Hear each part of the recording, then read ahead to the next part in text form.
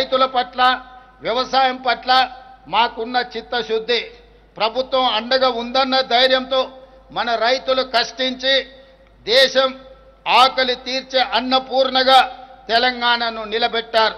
ధాన్యం ఉత్పత్తిలో దేశంలోనే అగ్రస్థానం.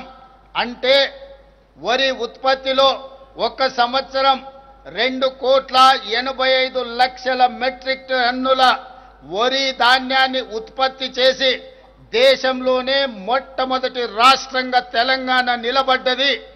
కాళేశ్వరం నుంచి చుక్క నీరు రాకపోయినా తెలంగాణ ప్రాంతంలో ఆనాటి ప్రభుత్వాలు కట్టిన శ్రీరామ్ సాగర్, శ్రీశైలం, నాగార్జున సాగర్, జూరాల, అదేవిధంగా కోయిల్ సాగర్ ఇలాంటి ప్రాజెక్టుల నేపథ్యంలో తెలంగాణలోనే అత్యధికంగా వరి ధాన్యాన్ని ఉత్పత్తి చేసి దేశంలోనే మొదటి స్థానంలో నిలబడ్డాం.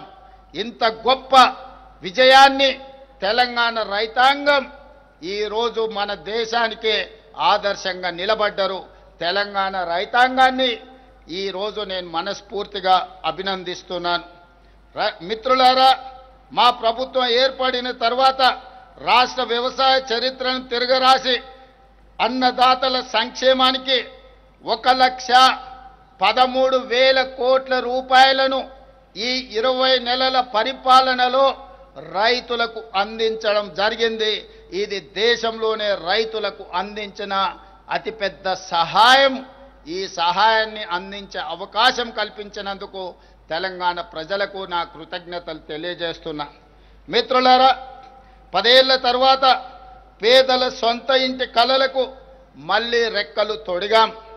ఆనాడు తెలంగాణ ప్రాంతంలో లక్షలాది మంది గ్రామాలకు, లక్షలాది మంది పేదలకు గ్రామాలలో, తండాలలో, గూడాలలో, మారుమూల పల్లెల్లో ఇందిరమ్మ ఇళ్లను అందించి 2004 నుంచి 2014 వరకు లక్షలాది పేదల సొంత ఇంటి కలను నెరవేర్చాం. కానీ దురదృష్టవశాత్తు 2014 నుంచి 2024 వరకు ఈ తండాలలో, గూడాలలో, మారుమూల పల్లెల్లో పేదల సొంత ఇంటి కళ మసకబారిపోయింది.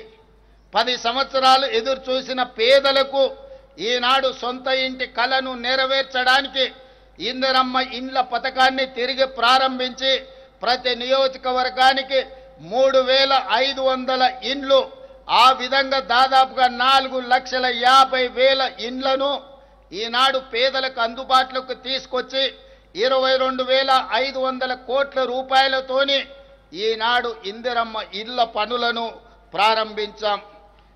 ఈరోజు ఈ ఇంటికి పార్టీ అర్హత కాదు, పేదరికమే అర్హతగా పేదరికాన్ని రూపుమాపి ఆత్మగౌరవంతో ప్రజల సొంత ఇంటి కలను నెరవేర్చడానికి ఈరోజు నిలవైన లబ్ధిదారులను ఎంపిక చేసి పేదల సొంత ఇంటి కలను తీర్చే ప్రయత్నం మా ప్రభుత్వం చేస్తుంది. అందుకే ఇళ్ల కేటాయింపులో కోటాలు వాటాలు లేవు. ఇళ్ల కోసం కమిషన్లు ఇచ్చే కర్మ పేదలకు పట్టలేదు. నీకింత నాకింత దందాలు లేవు. ఎంపికకు పేదరికమే గీటురాయి. అడవులను నమ్ముకొని జీవించే చెంచులకు, ఆదివాసీలకు, మా లంబాడి సోదరులకు చరిత్రలో తొలిసారి ఇందిరమ్మ ఇల్లు ప్రత్యేకంగా కేటాయించాం. గతంలో ఏ ప్రభుత్వం వీళ్ళకు ప్రత్యేకమైన కోట ఇవ్వలేదు. కానీ ఈనాడు నల్లమల అటవీ ప్రాంతం నుంచి వచ్చిన ఈ బిడ్డ ఆదివాసీలు, గిరిజనులు, చెంచుల కష్టాలు తెలిసిన వాడిగా ఈరోజు తెలంగాణలో ఐటీడీఏ ప్రాంతాలలో 22,016 ప్రత్యేకంగా ఇండ్లను, ఇందిరమ్మ ఇండ్లను ఈ గిరిజన ఆదివాసీ సోదరుల కేటాయించి ఆత్మగౌరవంతో తెలంగాణ రాష్ట్రంలో చెంచులు, ఆదివాసీలు, గిరిజనులు బ్రతకాలి అని ప్రత్యేకమైన కోటా ఇచ్చి ఈరోజు ఇందిరమ్మ రాజ్యంలో వాళ్ళని ఆదుకోవడం జరిగింది. ఇది జరుగుతున్నందుకు, ఇది చేపట్టే అవకాశం నాకు అందించినందుకు తెలంగాణ ప్రజలకు నా కృతజ్ఞత తెలియజేస్తున్నా. సామాజిక న్యాయం కాంగ్రెస్ డిఎన్ఏలోనే ఉంది.